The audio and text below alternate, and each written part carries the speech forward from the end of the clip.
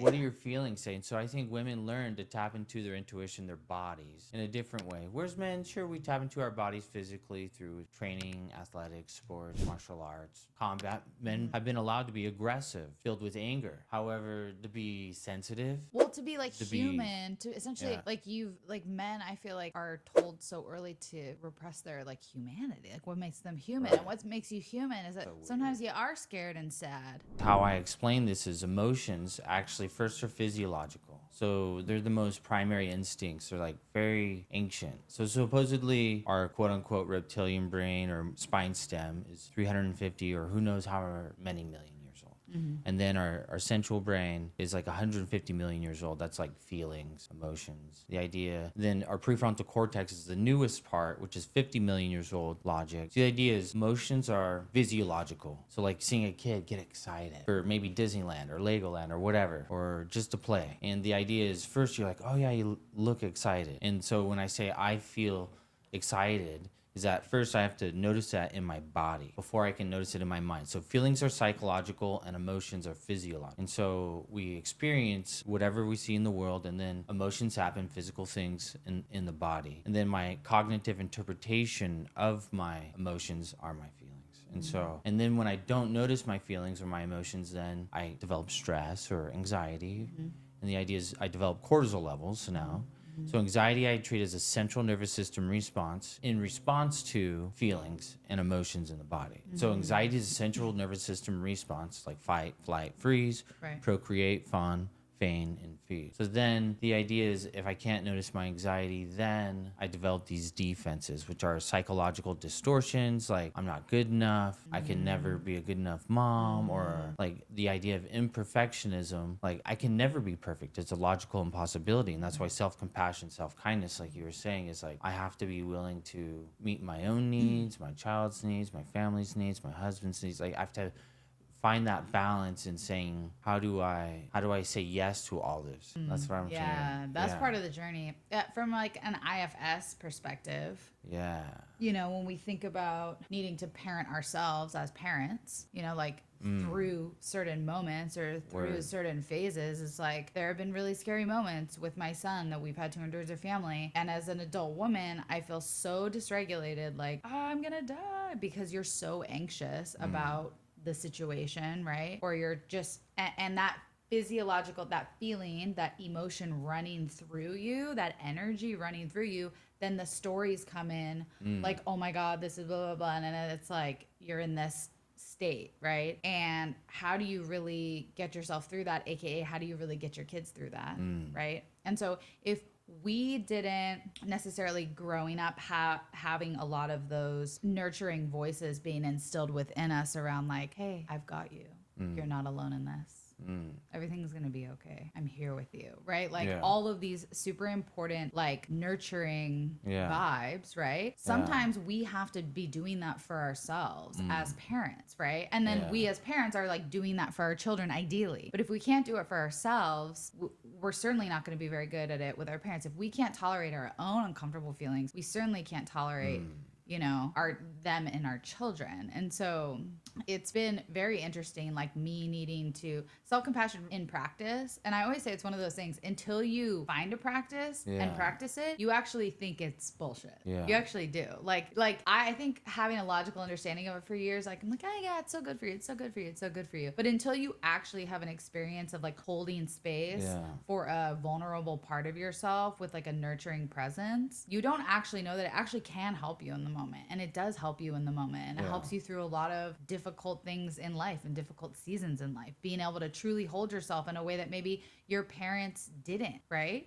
And what's beautiful is like not only can we do it for ourselves, but we can do it, you know, with safe people in our lives, romantic friends, people who can hold safe space and nurture and be warm. It's like that's the beauty of like community care or peer-to-peer support. We can really do that for each other if we know how to be present with each other and warm with each other. That's vulnerable for people and hard for people sometimes, right? In day-to-day life, in social circles, like even in the therapy room, it can feel vulnerable. But there's a great book by Tara Brach, and it's called Radical Self-Compassion. Oh, right on. And she uses a great framework around holding space for this called RAIN. And I'm trying to think of it. I probably am not going to remember it, so I'm not even going to try. But it's just this idea that like noticing like what's going on for me. So I think recognize is R. Okay, this is what it is. Recognize is RAIN. So recognize what's arising, right? Yeah. Just recognize. Like don't even label it, just recognize, right? Yeah. And then it's accept or allow. Right? So like try not to squeeze, try not to hold, just let it be there, let it come through you, let it move. Then I think I is investigate, which would be like what's here? Like what's the vulnerable part of this? It's like I'm freaking out about like a work deadline, or I'm freaking out about, you know, my kid being sick, whatever. Like those are like valid things to freak out about, right? But like what is it really about? What's the really, really vulnerable seed of like what is moving through you? Is like the fear of like if I like miss this deadline, then I'm gonna lose this job, and then I'm nobody, and then what am I, right? Like that's really the seed of the fear, right? Or with stuff that goes on with our kids, it's like I'm so afraid to lose my baby, it's my biggest fear in the world, and I just could never ever imagine that happen, right? Or whatever the, you know, even if it's like not something life threatening, it's like the fear that makes us anxious when our kid has a cold, that's really like the seed of it, right? So we're afraid something even worse is gonna happen when we freak out over things like that. It's not really about that. It's like something deeper. It's like this primal thing. You can always get down to the most vulnerable piece. And so once you find that through like the I and investigation, then you move into nurture, which is this idea of like, if I were to access like the kindest, most wise, most evolved, most compassionate part of myself, or like it were to be a friend in my life who represents those things, how might they nurture this particular part of myself? And just whether that's visualizing that happening, or whether that's saying that to that part of yourself, just echoing, you know, silently in your head, whether that's writing out, however that is expressed to that part, that is really the self-compassion part. Like that's really it's like, if my little baby was going through this, what would I give them? And that's actually a great access point for parents. Like think about how you would nurture your own baby, because it's hard for us to be as kind to ourselves as we are to our babies. Our babies are a beautiful access point because they're so pure and beautiful and perfect, and we can love everything about them. And it's hard to do that for ourselves as adults. Hard to look in the mirror and say, you're so worthy and valid and perfect the way you are, with your wrinkles and your gray hair or whatever you're dealing with as we age. It's harder, right? But our babies are perfect. So it's like easy to like give ourselves compassion through learning what that's like with our children, and then really trying to turn that around on ourselves in those tough moments, holding ourselves in a way that we would hold our babies. That's the magic. Totally. That's it. That's the trick. That's it. So RAIN, look it up, Tara Brach. Yeah. I know the rain part. Yeah, it's nice. Yeah, there's so many approaches to it. There's so many approaches to the truth. Yeah, because there's so many components there which have many names. Yeah. So like curiosity rather than judgment. And so that investigate. Yeah, In order that's to investigate, I have to be curious rather than judgmental. Like what's here now for me, rather than why are you being so... Exactly. AI probably blocks it out. It's so smart. When I do teleconferencing calls with my clients, I don't even hear them sneeze or cough. Like, I'm like, what the heck? I see them sneezing and coughing. My computer like made it perfect. Yeah, that's self-kindness. It's the trick. Yeah. Being as kind as I would to a child, be as kind as I would to my best friend. How would I be kind to a friend? Can I be that kind to myself? And that's really the trick. And that's why I don't treat depression as a feeling. I treat it as the central nervous system being overwhelmed with cortisol due to stress, due to whatever in life. Doesn't matter what it is. So the central nervous system gets overwhelmed with cortisol that it shuts down the body, shuts down the mind with depression. And so the idea is that is a defense mechanism to dull the pain, or who knows, I don't know. And so the idea is I don't treat depression as a feeling, or treat it as a central nervous system defense to not looking at one's anxiety or feelings. Yeah, that's that. Yeah, like there's such a repression sort of like involved. Exactly. Right. Agreed. And amongst many other defenses, so avoidance, avoiding feelings, deflection, making about someone else, blame, like blaming you for my feelings. It's your fault. Yeah.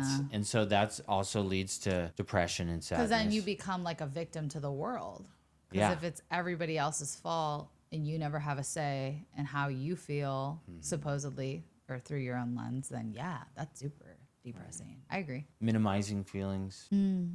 Well, I think like so many of us, do you identify as a sensitive person? No, No. I used to be. I was gonna say like so many of it. Well, all kids, you could argue, come in like super sensitive, right? And then like I'd call myself, I used to be, I'm retired, emotionally fragile. I'm retired. it's funny. I'm a still re- super fragile. I'm a retired fragile. I'm still super fragile, but I embrace it. Like we come in as really sensitive people, right? And we like almost have to put armor over our hearts, right? And learn to kind of like compartmentalize or leave our bodies or numb out or whatever to get through certain things that we endure growing up. Whether that's trauma of all types, right? Whether that's like physical pain growing up or like, you know, just dealing with like medical stuff. Like we, you know, we have to learn to like numb and repress for so many different reasons. But I feel like that's one of the reasons why depression is so rampant is because there's just a lot of uncomfortable things that we're all just trying to survive. And I think like trying to numb or repress, even if we feel kind of dead inside, it's sometimes that's more comfortable, you know? It's what, To be dissociated a little bit. and often my And that's clients, okay. they learn this from their parents because their parents, totally. well, here's the thing, it's challenging. So I like to let men I work with, it's really tough. I work with a lot of men. I work with women too. It's really challenging for them to know what self-kindness is. So I explained to them, this is sort of a new phenomenon, man, for men to have feelings. Like, men are now allowed to have feelings too. This is great. Yeah, it's super great. But it's brand new. This is a new thing. It isn't. So it's not like they teach us how to talk about our feelings in school. Women either. They didn't learn this in school. No. However, women are encouraged. What's your intuition say? You know, what are your feelings saying? So I think women learn to tap into their intuition, their bodies, in a different way. Whereas men, sure, we tap into our bodies physically through training, athletics, sports, martial arts, combat. Men have been allowed to be aggressive, to be filled with anger. However, to be sensitive. Well, to be like human, to essentially Yeah. like men, I feel like are told so early to repress their like humanity, like what makes them human, and what makes you human is that So sometimes you are scared and sad. Right. You know, that's just like a part of being human, but Right. it's equated somehow as like you're weak. You do that. It's like no, you're actually just human. Yeah. And so, and this is how I approach compartmentalization. And so the idea is that it's helpful or hurtful. It's not good or bad. So there's a time and a place to compartmentalize. Like in an emergency, if I got to save somebody's life, You like gotta I don't have time. put it aside. I don't have time for that. Totally. But then when, all right, no more threat or no more emergency, like things are cool, then it's like, well, let's talk about it. So rather than repressing it, be like, well, you know, I guess that could have been scary. Maybe I wasn't scared because I didn't have time to be scared. But now when I think about it, that, wow, I mean, I had a lot of adrenaline. There's things happened really fast. And then it's like, okay, so then if I review or after action my stuff and reflect and go in, like, wow, what was my body going through? Then I can tap into maybe a trauma or something that was traumatic. It doesn't have to be stored in my body. And so the idea is then I can look at it later and then I can allow myself to maybe feel it. Yeah. Yeah. Well, that's great. That's a great approach. Yeah. So that kind of work. Yeah. Because, I mean, let's say first responders, they can have like 20 plus calls, emergency calls in a shift. And then they work how many hours? Right. Like, oh my God, they just went on 60 calls. What? It's crazy. That's wild. I can't imagine. Like saving 60 lives in 3 days is I just can't regular. imagine. It's like, Yeah, what you that's have my to do job. to. Yeah, I have so much respect for people who do that work. So much cortisol. Yeah. They love it. Yeah, and They're so yeah, wow. They're addicted to saving lives. I don't know. Somebody's got to be. Yes. Yeah. Bless those people. We're so thankful that Yeah, oh we my have them God. when we need them. Dude. Right? Right. Yeah. Yeah. That's funny. Yeah. Somebody's got it. It's hard work, though. You know, sleep's important. So work with a lot of dudes. They're challenged. Yeah. Yeah. And so it's just sleep, finding sleep rhythm, healthy eating, like, you know. And, Yeah. And sometimes they have to release all that adrenaline they have from work, and their testosterone levels are probably raging, and they don't know how to talk about their feelings. Not have to talk about work. Oh, I just feel overwhelmed. I feel stressed. Yeah. And just need a quiet evening, or it'd be nice to just hang out with friends. Like even just getting for men to communicate what they like to do. It's sort of like Yeah. a lot of guys don't tap into that. And then childhood trauma, or like their parent not showing them love or telling them you can be what you want to be when you grow up, I believe in you, or giving them enough space to have fun. And then these adults don't ever learn to celebrate their victories. So I work with a lot of adults who don't know how they're so successful, so accomplished financially, career wise. They have beautiful relationships, they got kids, and somehow they end up drinking, or somehow they end up into pornography, or somehow they end up into transactional relationships that don't have any emotion or value in regards to that, but it's just a physical transaction for feeling seen, feeling heard, not judged, and just accepted for who he is as he is. And so then these women are like, why do these dudes cheat? And the idea is that some men don't know how to be emotionally vulnerable and being accepted for their weaknesses without judgment. And so just because they hear their father's voice or their mom's voice or the absence of that voice in their mind, and they learn this ruptured intimacy wound from their childhood that leads into addiction, leads into impulsivity, leads into craving. And so all these negative consequences, negative behaviors, hurtful behaviors that are of service to the relationship or of service to the family, that hurts the family. So these behaviors have to recognize that these are defenses to looking at anxiety, to looking at feelings, and to looking at emotions in the body. So it's a trick. It's a trick to not compartmentalize and to learn to be vulnerable with one's spouse, to be authentic, and that's when there's emotional connection. So authenticity plus vulnerability likely leads to emotional connection, friendships, and then an appropriate relationship. After authenticity, vulnerability, emotional intimacy, then physical intimacy. And so the idea is that those are the things that make relationships work. Yeah. Yeah.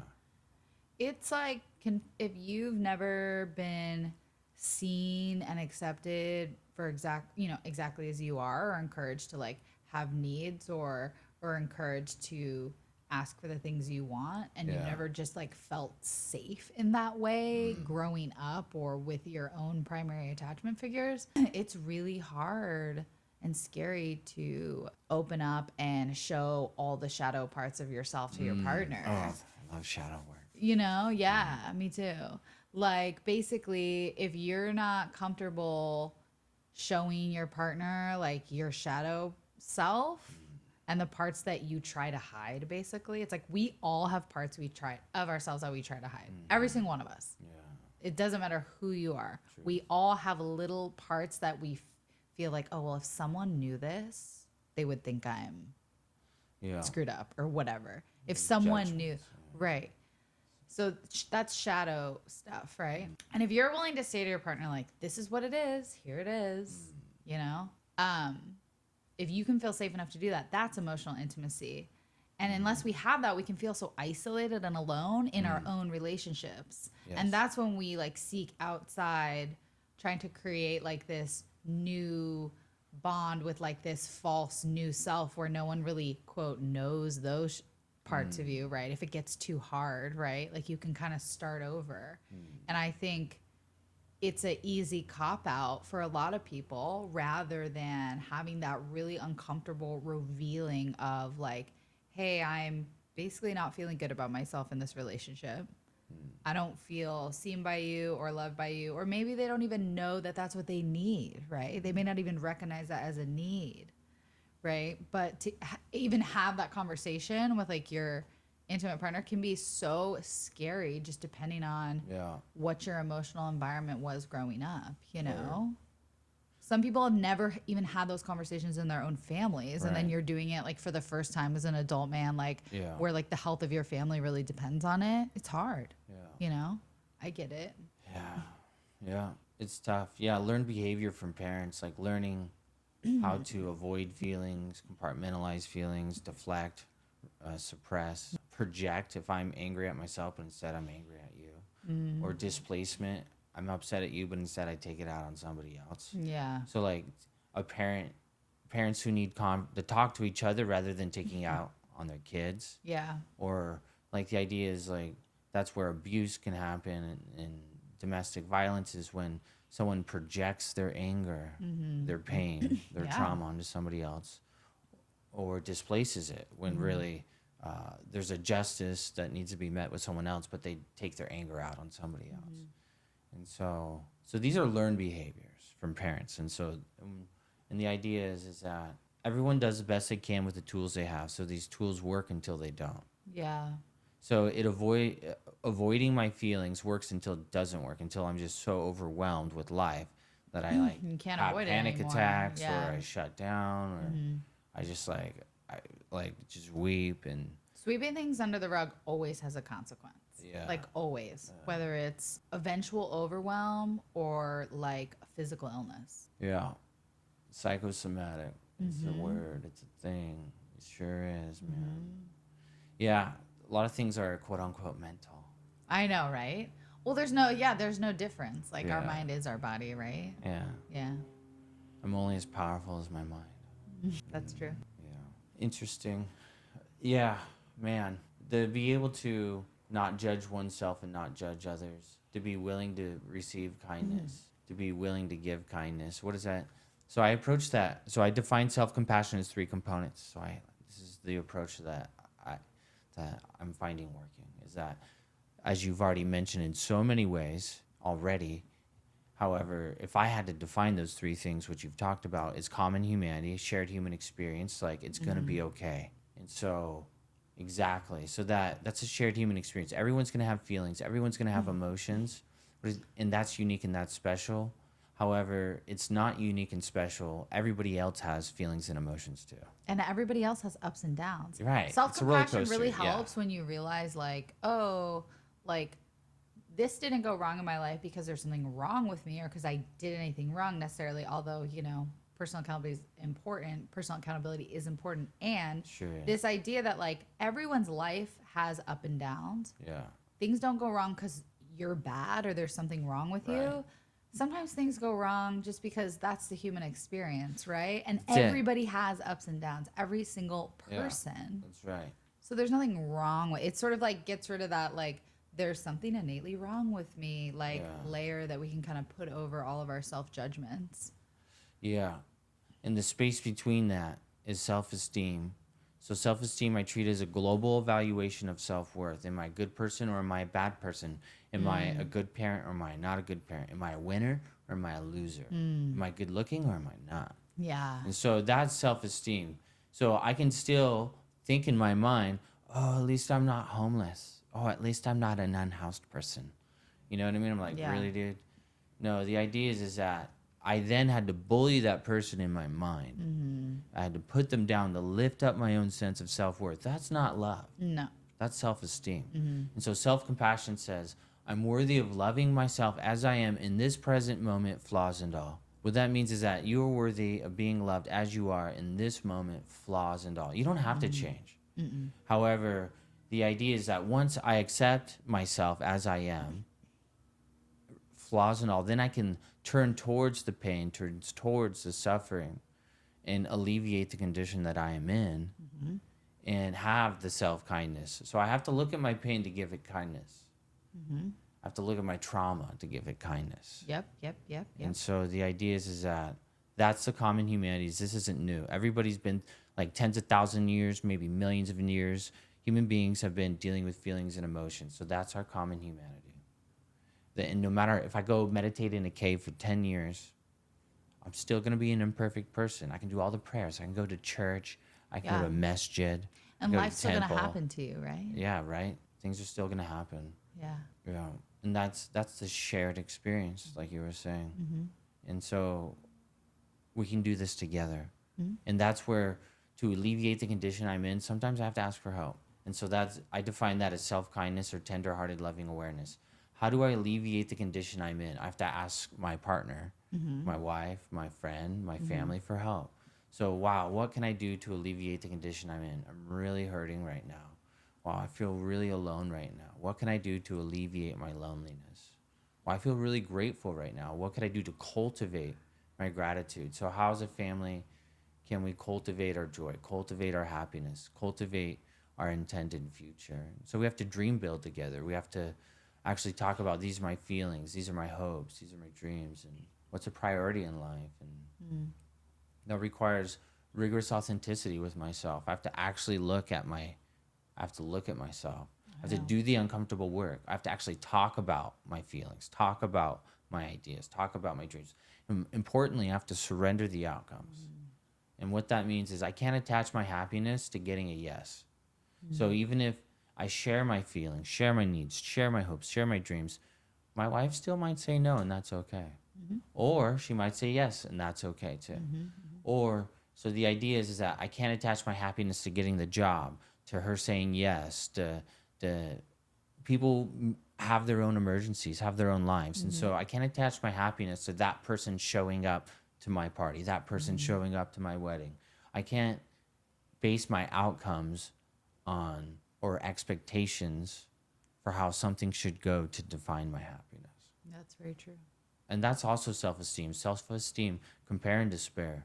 Once I compare my life to your life or anybody else's, I'm going to be judging. I'm going to suffer. Because then there's always going to be someone with more money, more freedom. There's always going to be someone who has less freedom and less money. So it's like, yeah. And no matter what we have, nobody escapes the human experience. Right. Life keeps a standing appointment. Right. Living life on life's terms. Yeah. That's a great saying. What the fuck does that mean? I don't really know, but I like it. But it just means being with what is in the present moment, without judgment. So anxiety, fear, uncertainty, and worry all exist in the future. 100%. It's flowing with, here's what it is for me. It's always a nature metaphor. Yeah. Flowing with the river of life instead of swimming upstream, right? Yeah. That's different. Like, that's I don't want to be a salmon. Markedly different It's not for me. experience for me. And like being salmon. a parent does kind of, you have to go with the flow a lot as a parent, because you constantly are having to let go of control and just be like, this is what it is right now. Right? That's mindfulness, acknowledgement plus acceptance plus non-judgment in the present moment. It is what it is right now.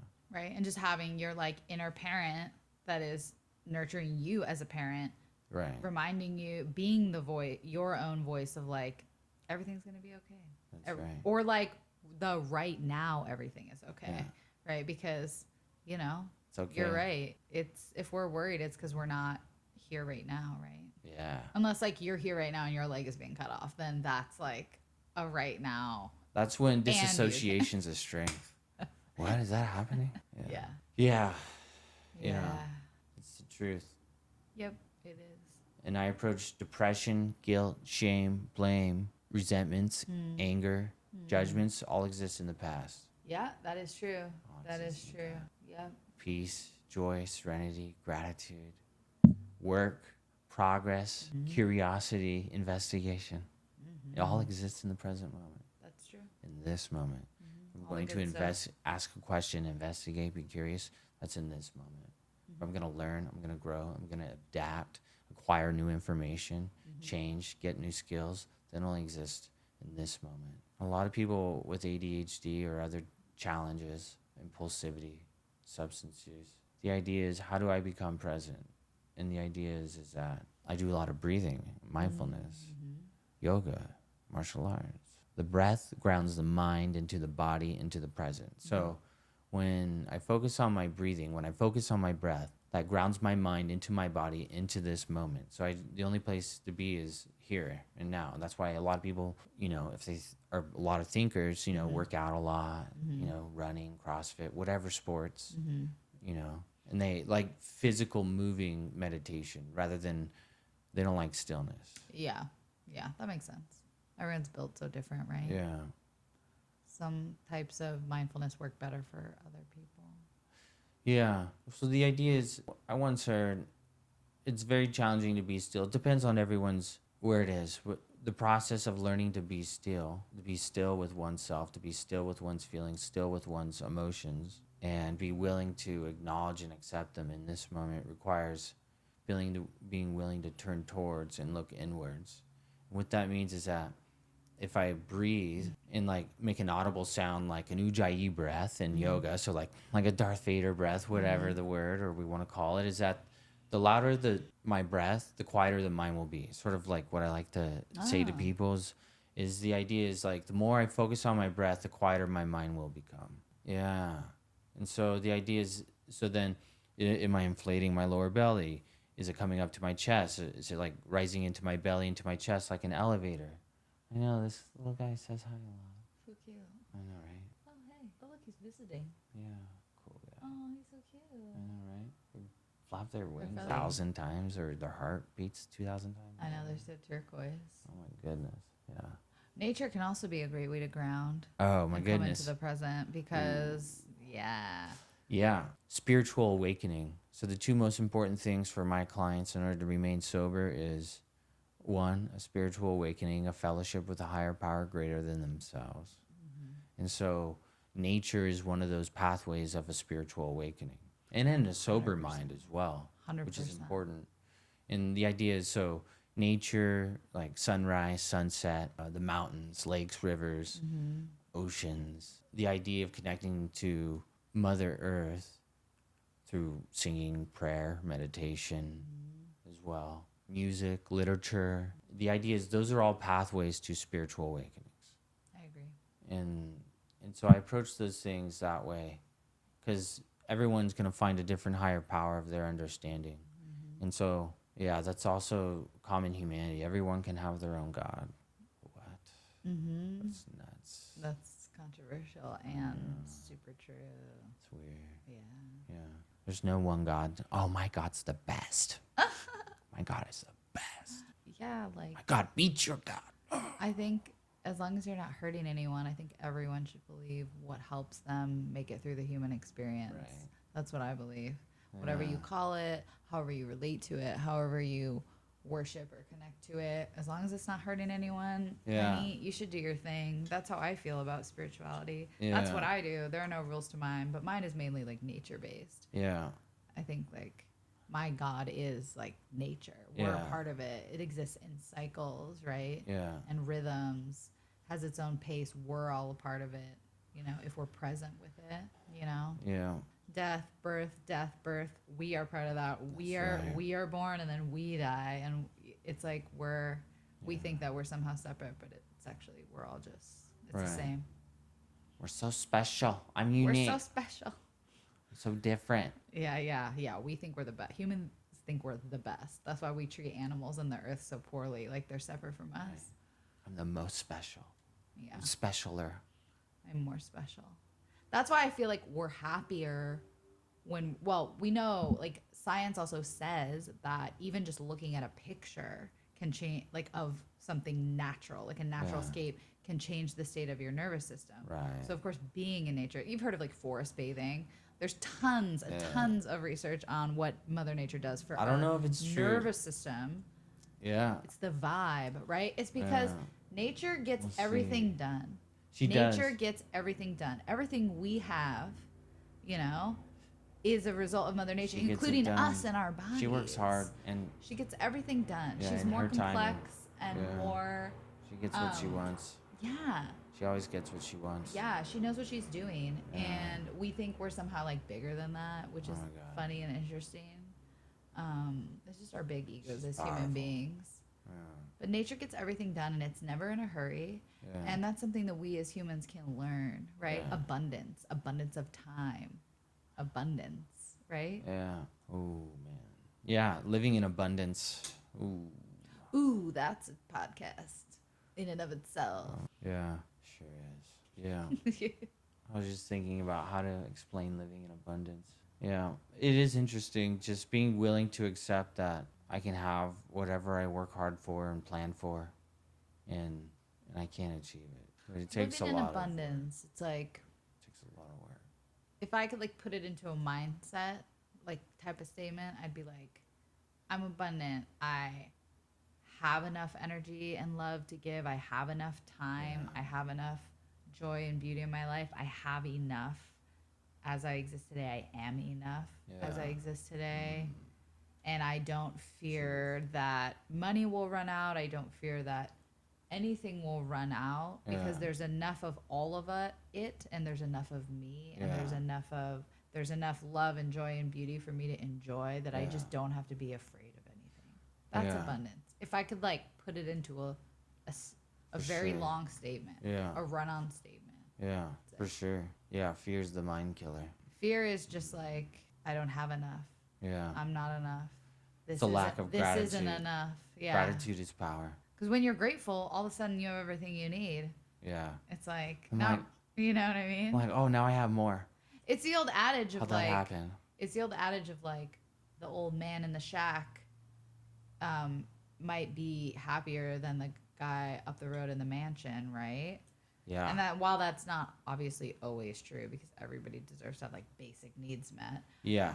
But beyond Shelter, that, food, it's like, water. you know, beyond that, happiness is like cultivated internally, ultimately. Like you could argue there is no truth. There's just your perspective. It's not about what we have. It's about how we view what we have. It's not about what happens to us. It's about how we view what happens to us. And so like, I believe that like sort of how you view the world, like is what the world becomes, you know? And so, Indeed. And so to just, you know, Yes. view it all as, I forgot what I was saying, but No. How I see the world becomes. This is truth. What I pay attention to grows. yeah, what you focus on expands. That's right. Yep. What you look for, you find. That's right. That's a big one. Like I the want people that who truck. are like, Now I see that truck everywhere. well, right. Or the people who are like, I have the worst luck. I have the worst luck. I'm And then so they're lucky. always I don't like- even know when luck's going to show up again every day. I actually am really lucky because I believe that I'm lucky. Yeah, me and there's too. something to that. Yeah, there is. I have three Things always three work out holes for in me. one. 3 of them. I have 3 of them. Nice. Yeah, some people like it's rare. I'm I'm young. always I'm going to like- have more. I'm going to get more. Right. Have And it's more of like them. not, I mean, I understand like people are Not like over. toxic This isn't positivity, but I think toxic positivity is like when you're being avoidant of something. Yeah. But if I just want to be optimistic about my own life and Yeah. my own goals, My like life's what's amazing. It's like what's Love it my to life. ya? My You know life's what I mean? awesome. Or I want to love my career, or I want to, I love my job. or I want to love my job. It's sort of like, why is that? That's not hurting anyone. God, just let it is get that better. just a belief let it I get can better, hold? please. Yeah, exactly. Yeah. Like why are I don't people even so know what you're offended gonna by give that? me. People get triggered by that. Just give it though. to me, Lord. All the great stuff you got for me. I You want know it. why people get triggered by Yeah. that kind of thing, though, right? I don't know. Because there's a self-denial of it. Mm. So we're only triggered by the things that mirror something that we're repressing, right? Yeah. So ooh, like, truth. or we want, right? Yeah. That's a trigger it's like a little signal. It's a flare signal from Yeah. like your, Programming. it's 100%. Gotta rewrite the program. 100%. Yeah. It's like I like my career enough to the point where when I see someone stoked on their career, I feel genuinely happy for them. I'm like, that's dope. Yeah. Right? But if I didn't like what I was up to in life, or I was in a place where I wasn't happy with it, and I heard someone being like overly positive or overly whatever about what they were up to in the world, Yeah. I would probably feel envious, or I would feel annoyed because it would be about a self-denial. And so I can feel when people are annoyed by my passion or my love for what I do. I love seeing people And- passionate. Thanks. It's so fun. Me too. Yeah. I think I want everyone to be happy with Yeah. their career. I wish I could create that for everyone in the world. Yeah. And I know not everyone's in that position. So I feel lucky Yeah. to be here. Yeah. And I want it for other people. But yeah, when we feel triggered by it, it's just because it's about something that we're denying within ourselves. And you can apply that to like any trigger you've ever Yeah. felt in your life. Yeah. I can look back on any other time I've ever been triggered and name exactly what it was about for me personally. That takes work. Thank you. Yeah. It's a lot of therapy. A lot Yeah. of personal development work. There's a lot of work. Yeah. It's a solid decade. For sure. Yeah. Yeah. And then it's an everyday work. The work doesn't end, people. It doesn't end. It does not. It You just gotta gets do the work deeper. every day. It just gets deeper. Teacher said Kung Fu means hard work. Teachers. And- yeah. That's what he said. And so he said that everything in life is hard work.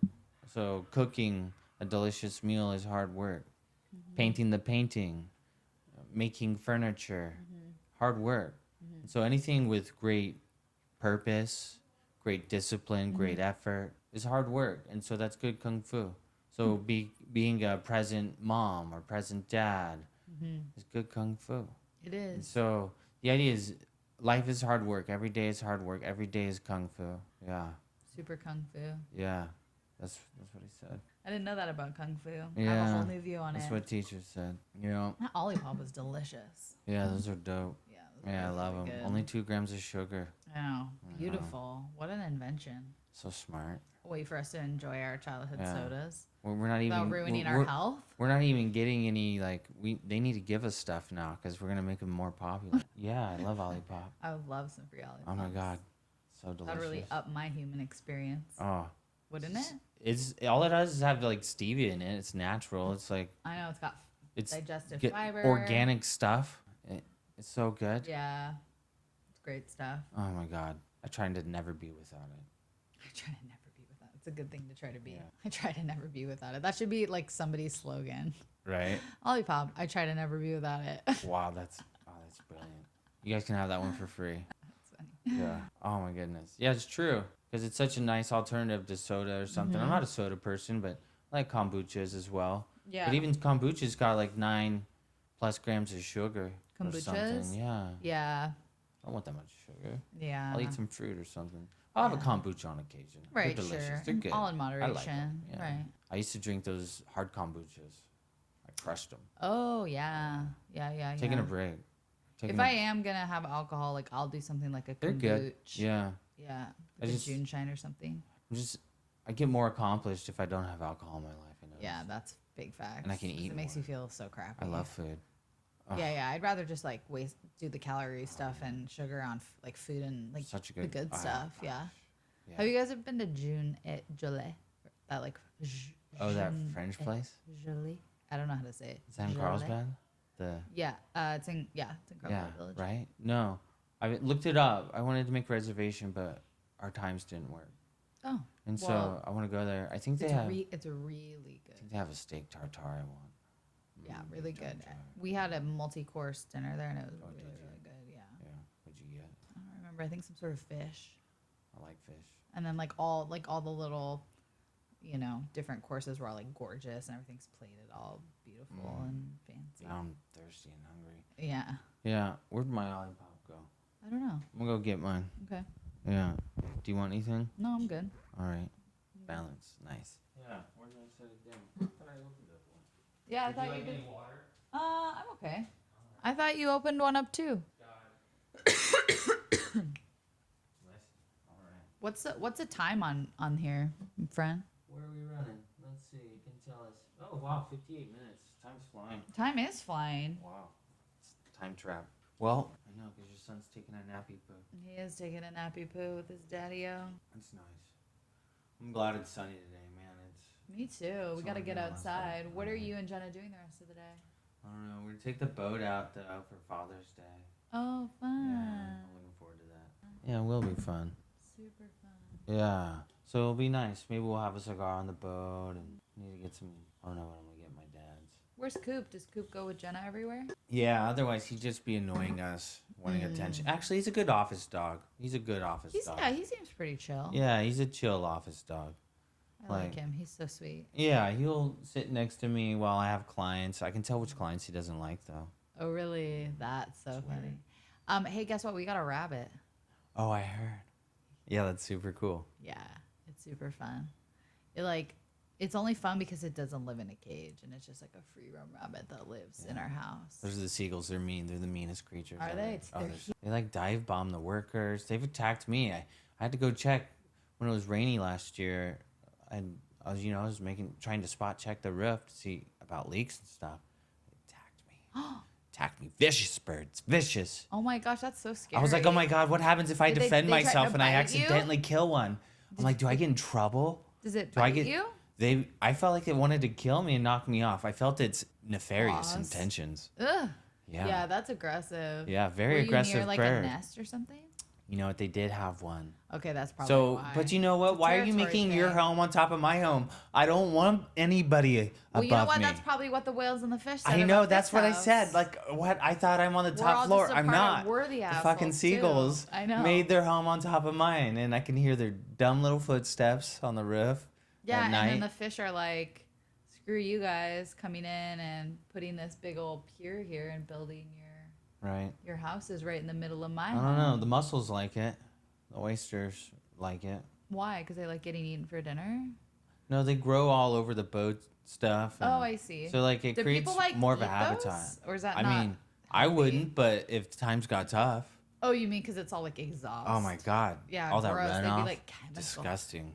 You don't want anything out of there. Yeah, no, gross. I don't know. I just if times like if things are desperate, obviously. I see dudes fish here all the time. Oh, I'm like, really? would I eat that? I don't know. Just depends on what spot you're in. Depends how hungry I was. Yeah, totally. Yeah. Depends If I on what had kind to, of spot you're I in. guess. I'd rather have some. If you're hungry enough, any food is. Right. You know. I'd rather eat seafood. I'd rather eat something caught off the coast a couple miles. We Me have so too. much fresh fish here. It's like, Right. why? Like, yeah. Right. I agree. Yeah, I nearly killed Jenna cooking salmon for her once because it was store bought, and I was like, I didn't know to ask, and so, like, I guess I thought it was wild caught, so it was good, or something. I don't know if it was wild caught. I don't know. I didn't ask. But it made her So, sick? so she swelled up like a balloon. No way. Yeah, yeah. What was it? Oh From my what? goodness. From I cooked fish from the store.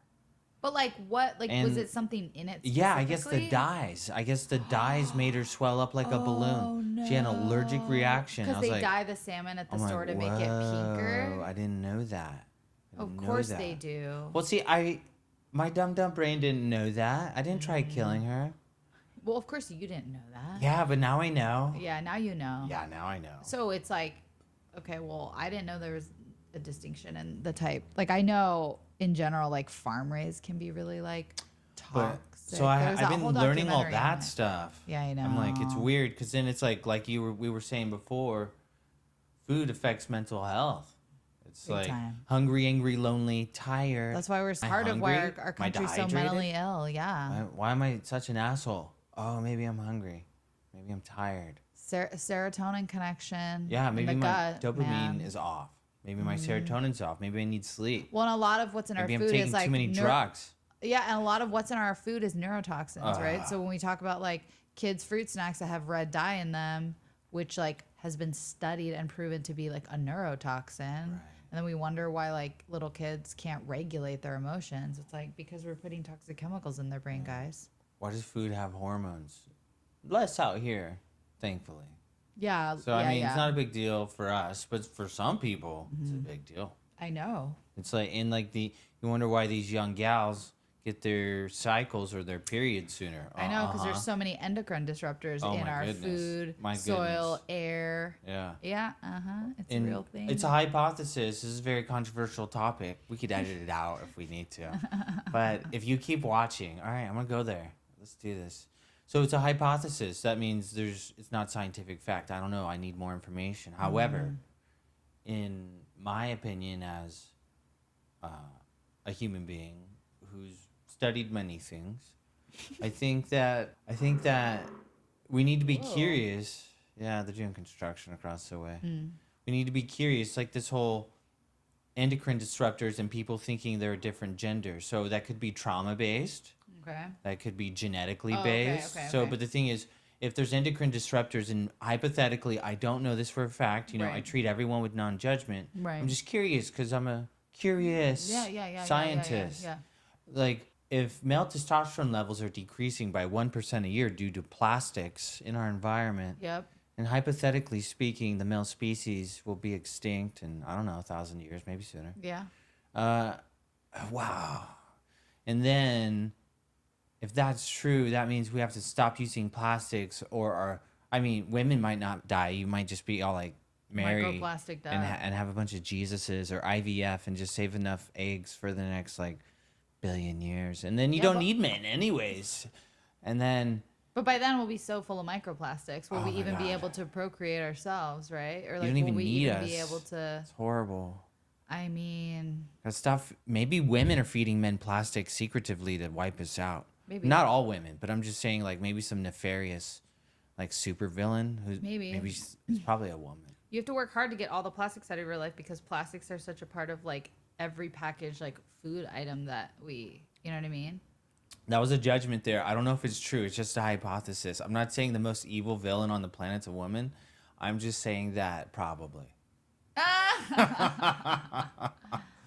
That's fair. But if that were true, she would have wiped out all the men as leaders No, we're already. just slaves. We're just slaves. Yeah. So I don't know. That's an interesting theory, and I feel like I bought this, sis. yeah, no, it's an interesting theory. I don't. Yeah. I've never. I think I've. I don't know if I've heard of that. I've heard of different takes on that before. Yeah. I don't know.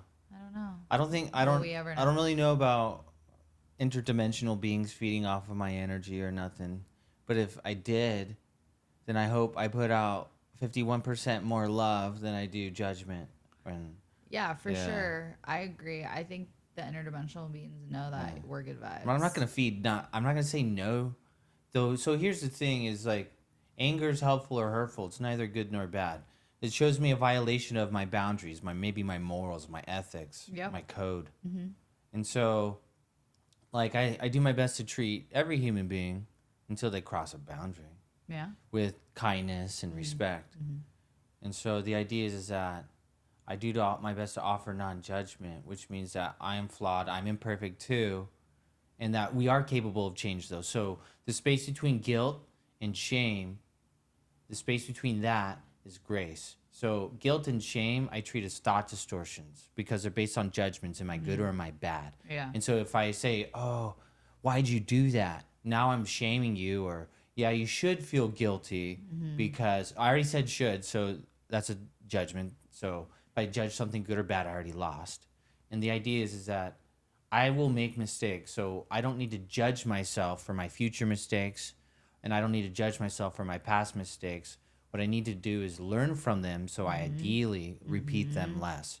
So regret, that's healthy. That leads to wisdom. Like that hurt, that's hurtful. Whereas guilt and shame, I find often keep the cycle of victimhood going. Like there's always a perpetrator and I'm the victim. And then self-bullying Right. also then completes the cycle. So now I'm gonna bully myself, be critical of myself. Oh, why did I do that? Oh, why did I fuck up? I'm such a failure, such a dumbass. Like, oh, I'm such a little bitch. Yeah. Like that type of talk, that self-critical talk, the guilt and shame talk blocks me. It's a defense that hinders me from receiving self-kindness, self-love, blocks self-compassion, and blocks from me receiving kindness from others or loving others. And so the idea is that really I have to be willing to acknowledge and accept kindness from myself and others. I can't receive love if I'm not willing to receive it. I can't give love either if I'm not willing. I can't give away also what I don't have. It's true. Yeah. It's true. It's true. Yeah. You said a lot of good stuff there. I got lost. I got- started rambling. You got lost in your. Oh my God. Hey, I do that all the time. You were just flowing. You were just letting it out. Yeah. I enjoy it. It's all good stuff. Musings is what I call it. Yeah. Existential musings. It's weird. Yeah. Supposedly, face-to-face interaction, human-to-human interaction. I don't know. We need more data on computer-computer interaction. But we get oxytocin, so we get a natural opiate, natural heroin, in person-to-person contact, that's eye-to-eye real. contact, soul gazing. Ooh, Yeah. that's deep stuff. That's real. Yeah. And so the idea is that if I don't get that as a child, Right. if I don't get emotional time, quality time, if I don't get repetitive, if I don't get quantity time, Right. then I can develop these neurodivergent defensive tactics Right. to block me from receiving my love from myself and others. And so the idea is that I can become a victim to my ADD, ADHD. Oh, woe is me. Right. Oh my goodness. But rather it's a superpower. How can I learn to use impulsivity to wash the dishes, to do the laundry, to go grocery shopping? How can I lean into doing my new resume? How can I lean into asking for that reference letter? How can I lean into asking for a raise? How can I lean into asking for another deal? Yeah. How can I lean into the discomfort of the situation? Do the uncomfortable work. Here's the trick. Surrender the outcomes. Because once I attach myself to the outcome, that's when I suffer. Well, I have ADHD, Yeah. so I lived that journey as a professional woman. And, as a Yeah. mom. And what I'll say is like, and this all relates back to self-compassion, is like, you have to just learn to look at yourself as, well, because like when we talk about guilt and shame, for example, Yeah. guilt and shame is rooted in a belief that says I am bad versus I am a good person who had a moment of fear where I lashed out and said something that I didn't mean, or I am a good person, but I experienced a lot of trauma when I was younger and I've been coping in unhealthy ways versus like, I'm a bad person. There's something wrong with me. It's like, that's where like the guilt and shame will grip you. And that's where you'll continue to self-sabotage with those types of stories. Because if the narrative is I am bad, then of course you're going to block success. Of course you're going to block love. And you're going to find ways to stay feeling unlovable if that's the only way you've ever felt based on your upbringing. And so for me, like, self-compassion has been so crucial when it comes to accepting that you are constituted differently. I don't look at ADHD as a disability. Right. I don't even think neurodivergent should have the like stigma that it has around it. Superpower. I believe it is a superpower. I can have 9 tracks running in my brain at once, which not everyone can do. It's a lot. I can never sit down. That's which a is girl all power. I'm like I think it's a woman power. Yeah, I don't want that power. Yeah. I'm glad I don't have that power. Oh, it's not always a power you want to have. No, I don't have it. Yeah. But just to be able to like view yourself as I'm constituted differently. Right. And this is what makes me who I am, and it's what makes me interesting, and it's what makes me unique. Yeah. Versus like there's something wrong with me. I don't operate in a normal way. Yeah, and it's like, no guys, right being wrong. Normal sucks. It's boring. I don't Number know what one. Normal is. No, being normal is boring. And number 2, what does that even mean? I'm not that in smart. A world that is totally like wacky and everything is upside down, do you want to be normal? I'd rather be super weird and abnormal and myself. Yeah. You know? That's and not have to like hide or pretend that I like have my stuff all together all the time. I definitely don't. And I think if you do, good for you. And like you might be ignoring certain parts of yourself. You might be. That's right. You know what I mean? I really don't think that there's such a thing as what we all have in common as human beings is that we're all imperfect. Right. It's the one thing we all have in common. And if we're all imperfect, then we shouldn't feel my pain isn't special. Yeah, like we shouldn't live in fear and shame. My suffering that isn't we're like special. the only one when we know like we're not the only one. Right. You know? Yeah. That's how I feel about that topic. It's a great topic. Yeah. Self-compassion is a big one because there's a lot of like branches to it. A lot of branch offs. Yeah. You know? I have to take responsibility for my happiness. Yeah, exactly. Yeah, have to take responsibility for my happiness. It's the only way. It is the only way. To take responsibility for my pain, my suffering. To look at it. I have to do the work. I have to go check my phone really fast. Yeah, to make sure my family is still thriving.